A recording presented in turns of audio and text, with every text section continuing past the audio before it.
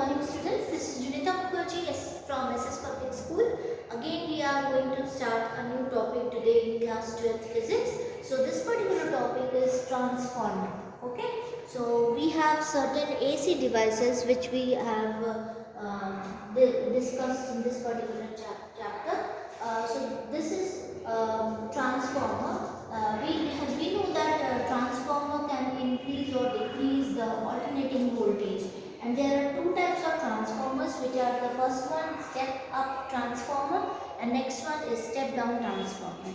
Two types of transformers are there. It is based on the principle of the mutual inductance, and it consists of two primary coils P and secondary coil S insulated from each other, wounded on the soft iron core. Often the primary coil is the input coil and the secondary coil is the output coil. These soft iron cores are laminated to minimize this eddy current loss.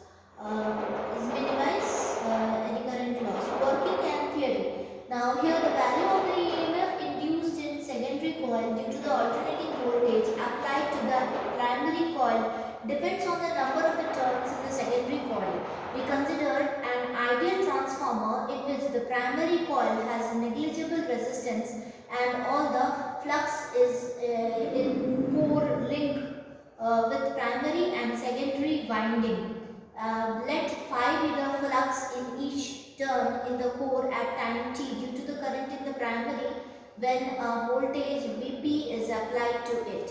So the induced EMF or the voltage Es is in the secondary coil is given by Ns turns, with Ns turn is Es is equals to minus Ns upon into d phi by dt, first equation.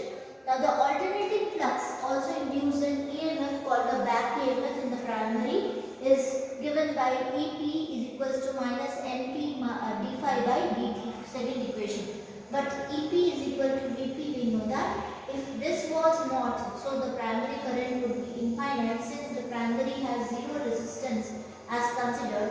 If the secondary is an open circuit or the current taken it from the small, then a good approximation, then EC will be equal to Vs, where Vs is the voltage across the secondary. Now equation 1 and equation 2 can be written as Vs is equals to minus Ns d phi by dt, third equation, and Ep is equals to minus dp and minus np d phi by dt, fourth equation.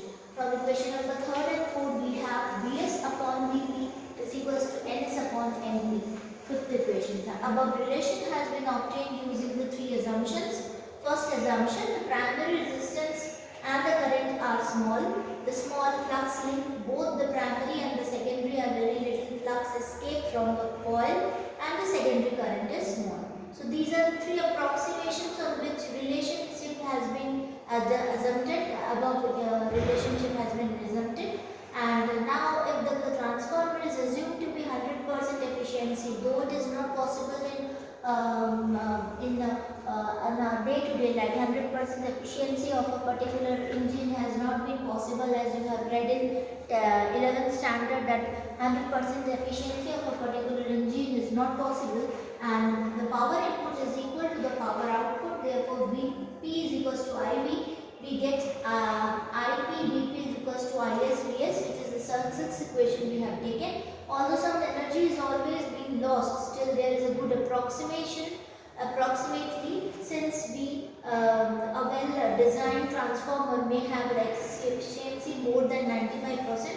Continuing with equation numbers 5 and 6, we have Ip upon Is is equals to Vp, Vs upon Vp, that will be equals to Ns upon Np. This is equation number 7. Since I and V both oscillates with the same frequency as the AC source, equation 7 also gives the ratio of the amplitude or RMS value of corresponding quantities. Now we can observe how a transformer affects the voltage and current. We have Vs is equals to Ns upon Np into Vp, and Is is equals to Np upon Ns into Ip itself, which is the 8th equation.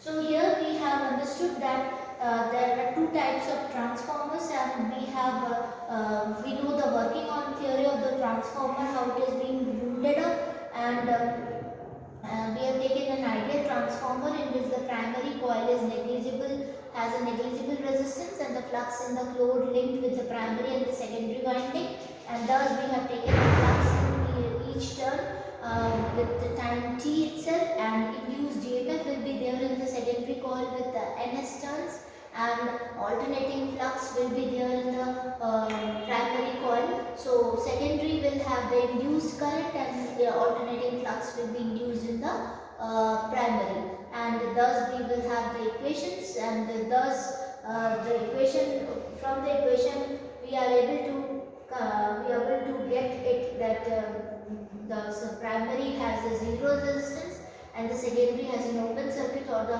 current taken to the then to a good approximation we have taken, and the above relation shows the three assumptions, which are the primary resistance and the current are small, and the current flux link both the primary and the secondary will be little flux escape from the core, and the second current is small, secondary current will be small. If the transistor is assumed to be 100% efficiency, then the current is equal to the IP, which is equal to IP Vp equal to ISPS, and we have taken P is equals to IV here, and although if it is 95% efficiency, we will have IP upon SP is equals to Vs upon Vp is equal to Ns upon Np, which is the seventh equation, and from the second equation we have assumed that it will be the amplitude or the RMS of corresponding quantity, and the transformers affect the voltage and the current, which is given by Vs is equals to Ns upon Np into Vp, and Is is equal to Np upon Ns into Ip itself. So this is particularly the given value which is from the transformer, which affects the current and the voltage itself. Now we will continue with the next equation, which has been given just after this. So let's do that one. Thank you, students.